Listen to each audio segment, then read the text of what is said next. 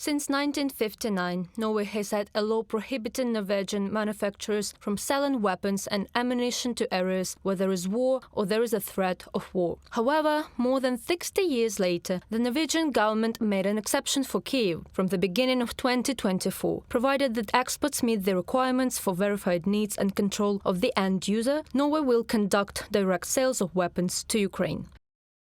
In the extraordinary security situation resulting from Russia's war of aggression, it is crucial that we continue to support Ukraine. Support for Ukraine is important for Norwegian and European security. We must plan for the possibility that the illegal war of aggression may be prolonged. The government has therefore decided to permit direct sales of weapons and defense-related products from Norwegian defense industry to Ukraine. Espen Barth Eide, Minister of Foreign Affairs of Norway, from a publication on the Norwegian government website. Since the beginning of Russia's full-scale invasion of Ukraine, Norway has taken completely pro-Ukrainian position. It supplies weapons both from its own reserves and together with partner countries trains the Ukrainian military and also provides financial assistance. In 2023, Oslo allocated more than $1 billion for military support to Kyiv.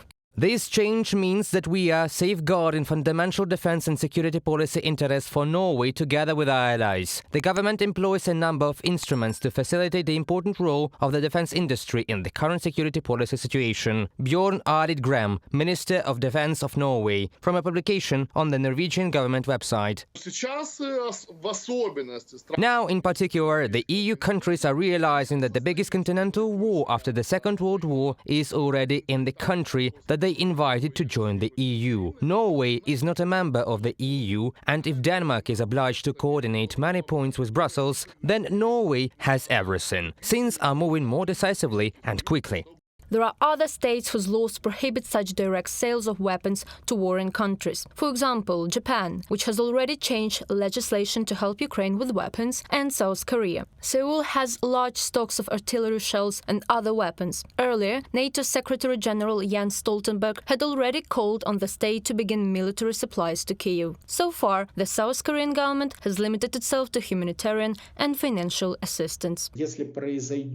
If several more such clearly inhuman attacks against Ukraine occur and paradoxically the situation in the Far East further escalates and South Korea comes to understand that this threat is quite large, it is in these conditions that the decision can be changed. Switzerland could also help Ukraine militarily, but based on the neutral status of the state, even imposing sanctions on the Russian Federation and freezing their assets was not an easy decision for the country. Despite this, in May 2023, the Swiss government nevertheless took a step towards the supply of weapons to Ukraine. They allowed to re-export of military materials. Reported by Nikita Skoblikov, Halina Babenko, UATV News.